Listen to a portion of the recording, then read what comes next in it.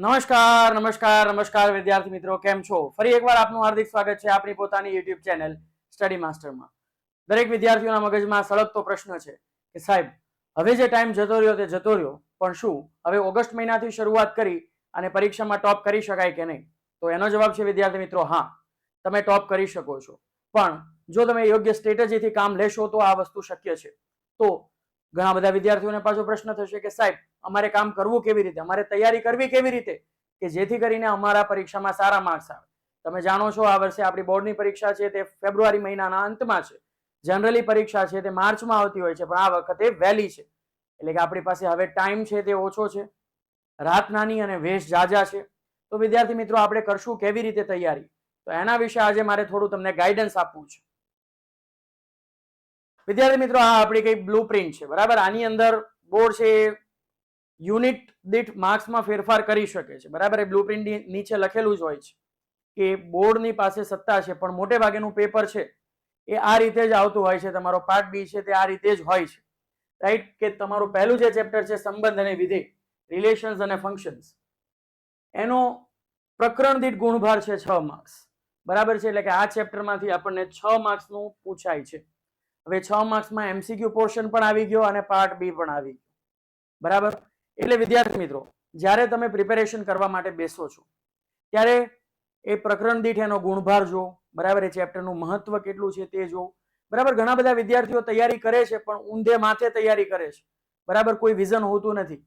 જેમ કે ભાઈ પ્રકરણ નંબર 1 ના અમુક એક પ્રશ્નો છે તે ખૂબ મજા આવતી હોય તો એના એ પ્રશ્નો તમે ગણ્યા કરો, વારંવાર ગણ્યા કરો, પણ એ પરીક્ષા માટે એટલા બધા ઉપયોગી નથી, બરાબર? આપણે કઈ પેપર જાણતા નથી કે ભાઈ પેપરમાં શું આવવાનું છે, બરાબર? પણ આપણે એક એનાલિસિસ કરી શકીએ, બરાબર? કે ભાઈ આ પ્રકારના પ્રશ્નો પૂછાય છે, આ પ્રકારના પ્રશ્નો પૂછાતા નથી. તો જે પ્રકારના પ્રશ્નો પૂછાય છે તેના પર આપણે વધારે ભાર આપવો જોઈએ, બરાબર? અને સૌથી મહત્વની વસ્તુ છે વિદ્યાર્થી મિત્રો એમસીક્યુ. એમસીક્યુ વિશે આની પછી હું ચર્ચા કરવાનો છું, પણ પહેલા આપણે દરેક ચેપ્ટરનું ઓવરવ્યૂ જોઈ લઈએ કે ભાઈ દરેક ચેપ્ટરમાંથી શું શું પૂછાય છે, કેવી રીતે પૂછાય છે. તો પ્રકરણ નંબર 1 માંથી 4 માર્ક્સનો તો કોઈ પ્રશ્ન પૂછાતો નથી, બરાબર છે? એટલે બહુ જ લેન્ધી પ્રશ્નો હોય કે જે 4 માર્ક્સમાં પૂછી શકાય તેવા પ્રશ્નો હોય તેના પર તમે ઓછો ભાર આપો. હું એવું નથી કહેતો બિલકુલ કે તમે તેના પર ધ્યાન ના આપો, બરાબર? તમારે બધું જ કરવાનું છે, તમને બધું જ આવડવું જોઈએ, કારણ કે પરીક્ષામાં તમને એવું કહીને લેવામાં આવતી નથી કે આ જ વસ્તુ પૂછાશે, આ વસ્તુ નહીં પૂછાય. આપણે તૈયારી બધી કરવાની છે, પણ આ બધી તૈયારી આપણે સ્માર્ટ વર્ક સાથે કરવાની છે કે જે વસ્તુ પૂછાઈ શકે તેવી હોય તેના પર આપણે વધારે ભાર આપીએ. તેવી રીતે પ્રકરણ નંબર 2 ત્રિકોણમિતીય પ્રતિવિધેય, તો આમાંથી પણ 2 માર્ક્સની અંદર પ્રશ્ન પૂછાય છે, બરાબર? પહેલામાંથી પણ એવી રીતે પ્રશ્ન પૂછાય છે કે તે આપણે એ પ્રમાણેની તૈયારી કરીએ.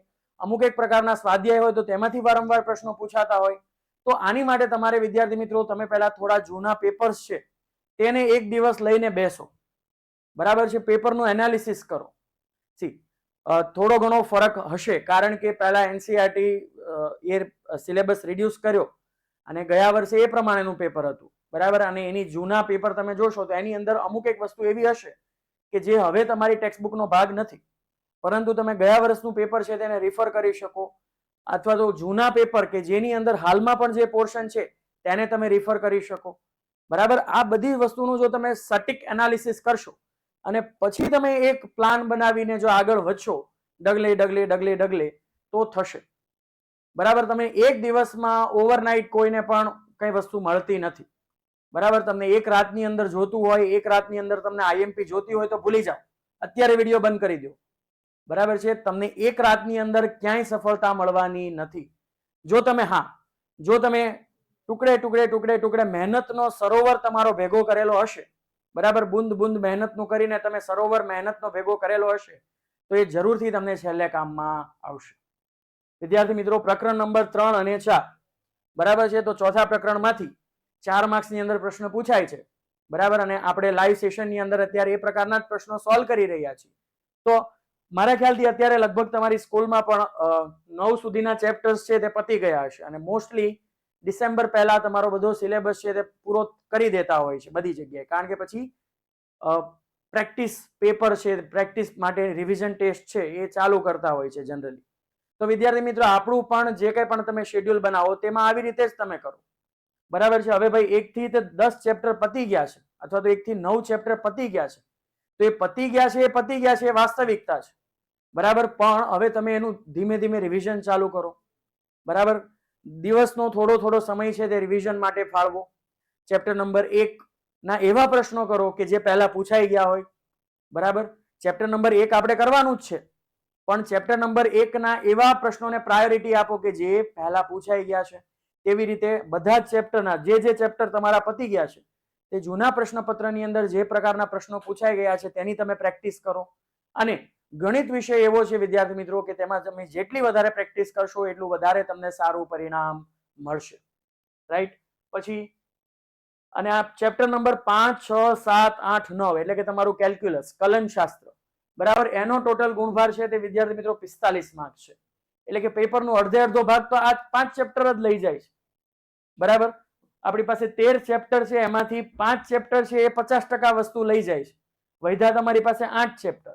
હવે આ 5 ચેપ્ટરની અંદર પણ વિદ્યાર્થી મિત્રો 8મું ચેપ્ટર છે સંકલનનો ઉપયોગ, બરાબર. એ ગયા વર્ષે મોટું હતું, નો ડાઉટ, પણ આ વર્ષે, બરાબર, તમે ટેક્સ્ટ બુકમાં જોયું હશે ને કદાચ ના જોયું હોય તો આજે જ ફટાફટ જોઈને જોઈ લો એને, બરાબર છે. કે એની અંદર હાર્ડલી 10-12 પ્રશ્નો હશે, બરાબર. પણ એનો મતલબ એવો નથી કે 10-12 માંથી જ પૂછાવાનું છે, 12 થી પણ પૂછાઈ શકે, બરાબર. પણ એને લગતા, બરાબર, એ મેથડના તમે બધા પ્રશ્નની પ્રેક્ટિસ કરો, બરાબર છે. એટલે તમારે એમાંથી રોકડા 7 માર્ક્સ લાવવા હોય તો એ સીધા તમે ખેંચી શકો, બરાબર. કામ ઓછું અને માર્ક્સ વધારે, બરાબર. તેવી જ રીતે વિદ્યાર્થી મિત્રો વિકલ સમીકરણ છે તો એ પણ ઈઝી ચેપ્ટર છે, બરાબર. એની અંદર પણ તમારે 4 મેથડ છે તે યાદ રાખવાની છે કે ભાઈ આ પ્રશ્ન પર્ટિક્યુલર કેવી રીતે સોલ્વ કરી શકાય, બરાબર.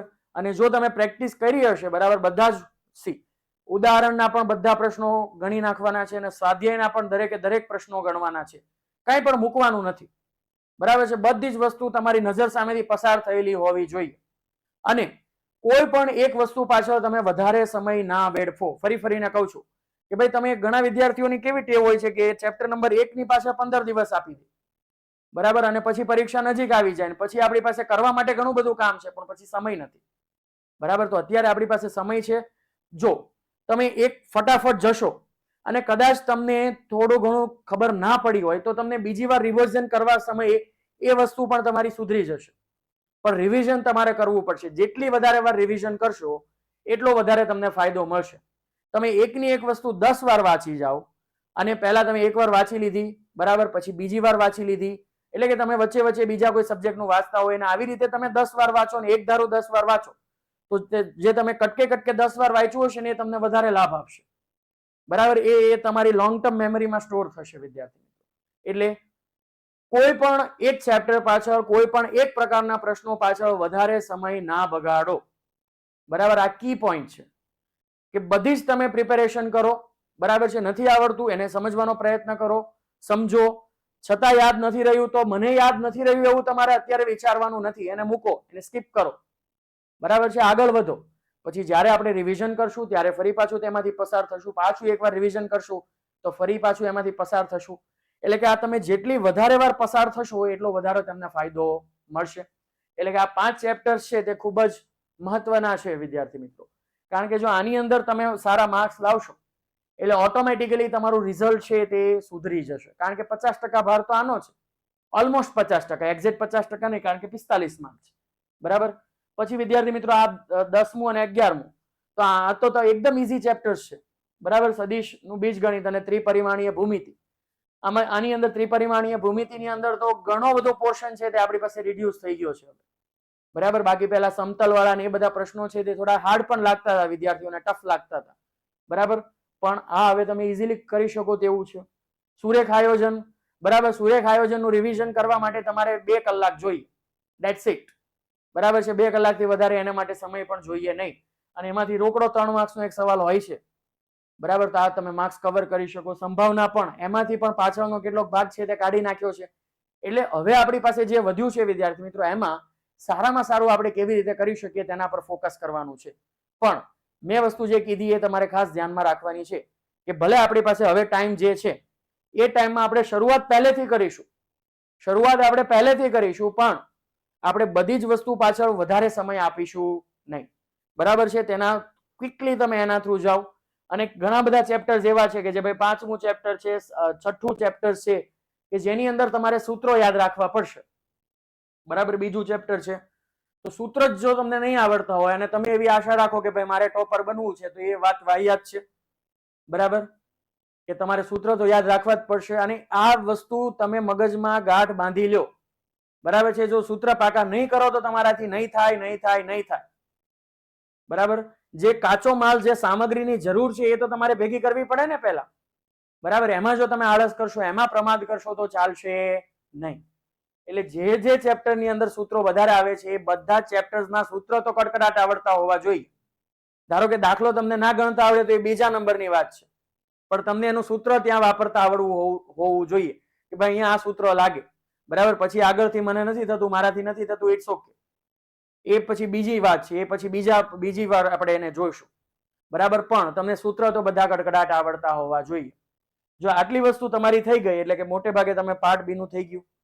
બરાબર, પણ વિદ્યાર્થી મિત્રો ગણિતમાં માર ક્યાં ખાય છે? પાર્ટ એ માં, MCQ માં. સાહેબ MCQ સોલ્વ થતા નથી. બરાબર, હું ના કરું તો મારીથી સોલ્વ ના થાય. બરાબર, MCQ નું શું કરવું? સળગતો પ્રશ્ન છે વિદ્યાર્થીઓને કે ભાઈ MCQ કેવી રીતે કરવા. તો વિદ્યાર્થી મિત્રો રોજ તમે ટાર્ગેટ બનાવો કે રોજના તમારે 20 થી 25 30 MCQ છે તે સોલ્વ કરવાના છે, કરવાના છે અને કરવાના જ છે. બરાબર, આપણી પાસે ઘણું બધું મટીરિયલ છે તે અવેલેબલ છે. રેફરન્સ બુક જુદી જુદી માર્કેટની અંદર અવેલેબલ છે. ઇનફેક્ટ એ ના કરો તો તમારી પાસે જૂની પ્રશ્ન બેંક હોય તો એમાંથી પણ તમે MCQ છે તે સોલ્વ કરી શકો છો. બરાબર, તમે જેટલા વધારે MCQ સોલ્વ કરશો એટલો તમારો કોન્સેપ્ટ છે તે વધારે ક્લિયર થશે, વધારે તમે પાકા થશો. અને તમે MCQ સોલ્વ કરશો ને એટલે પછી તમને ધીમે ધીમે તમને બધી ટ્રિક સૂઝવા માંડશે કે ભાઈ આમાં આ પ્રકારનો પ્રશ્ન હોય તો આમાં આવી રીતે આખી ગણતરી ના કરે, આમાં જવાબ પરથી આનું સોલ્યુશન લઈ આવે. બરાબર, તો તમારી પાસે જો 60 મિનિટ છે, 1 કલાક છે અને 50 MCQ છે. બરાબર, 50 MCQ માટે તમને 60 મિનિટ મળવાની છે. એટલે કે કોઈક MCQ ની ગણતરી છે એ અડધા પેજની થતી હોય એવું બને. બરાબર, જ્યારે કોઈક પ્રશ્ન છે તે તમે વાંચીને સીધો ટીક કરી શકો એવું બને. એટલે એની માટે પણ જે ટાઈમ મેનેજમેન્ટ છે એ બહુ મહત્વનું છે. હવે જ્યારે તમે MCQ સોલ્વ કરવો છો ત્યારે દરેક સ્ટેપ લખવાની જરૂર નથી. બરાબર છે, હવે અમુક સ્ટેપ્સ છે જે માઇન્ડમાં થઈ જતા હોય તો ઘણા વિદ્યાર્થીઓને મેં આ વસ્તુ જોઈ છે. શું જોયું છે કે હું તમને એક ઉદાહરણ આપું વિદ્યાર્થી મિત્રો.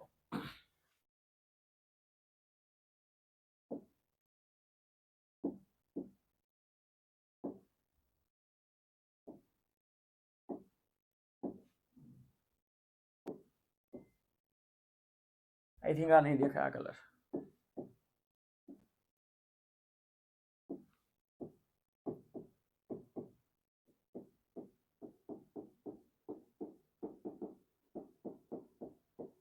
d by dx of cos of x cube into sin x square. બરાબર છે, આ બે વિધેયનો ગુણાકાર છે. અહીંયા સાકળનો નિયમ પણ લાગશે, અહીંયા પ્રોડક્ટ રૂલ પણ લાગશે. બરાબર, ગુણાકારનો નિયમ પણ લાગશે, ત્યારે તમને આનું વિકલન છે મળશે. બરાબર, હવે આમાં તમે દરેકે દરેક સ્ટેપ લખવા જાઓ. ઘણા વિદ્યાર્થીઓ કેવું કરે કે ભાઈ cos x cube લખે એમનો, પછી d by dx of sin x square લખે. બરાબર, આવી રીતે જો તમે બધા સ્ટેપ લખવા જશો તો કદી સોલ્વ થશે નહીં. બરાબર, એટલે કેટલીક ગણતરી છે તે તમારે માઇન્ડમાં કરવી પડશે.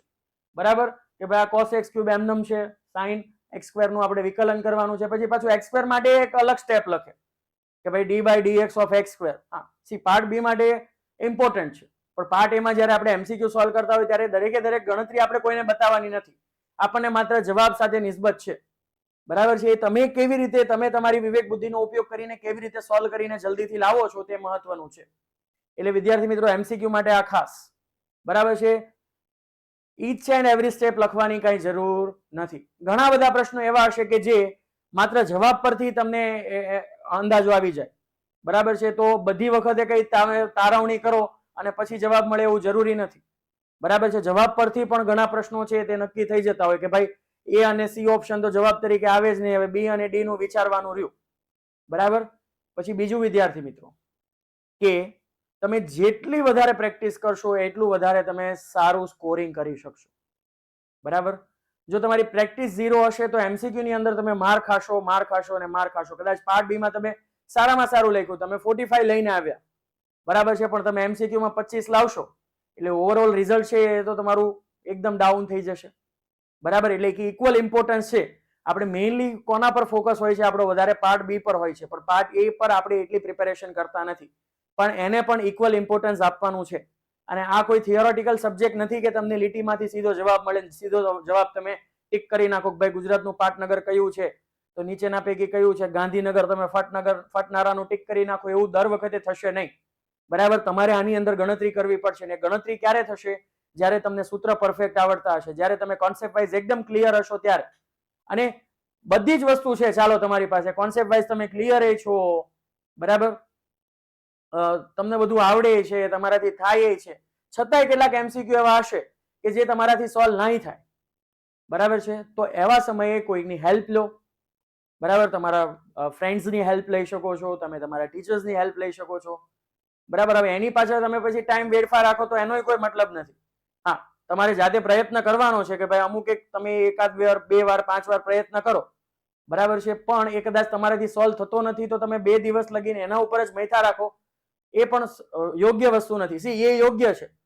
બરાબર, જ્યારે આપણી પાસે નવરાશ હોય, આપણી પાસે સમય હોય તો ત્યારે તે કામ આપણે કરી શકીએ. અને એ કામ કરવાનો ફાયદો પણ છે વિદ્યાર્થી મિત્રો, તમને નવી અનેક વસ્તુ છે તે જાણવા મળશે. પણ અત્યારે આપણે સ્પીડમાં જવાનું છે. બરાબર, આપણી પાસે એનો સમય નથી કે આપણે એક એમસીક્યુ પાછળ આપણે 2 દિવસ અથવા તો આપણો અડધો દિવસ છે તે વેડફી શકીએ. તો એ નથી થતો તો એને સાઈડમાં મૂકો, આગળનો એમસીક્યુ લો, સોલ્વ કરો. પણ ડેઈલીના એવરેજ 30 એમસીક્યુ તો તમારે સોલ્વ કરવાના છે અને કરવાના જ છે.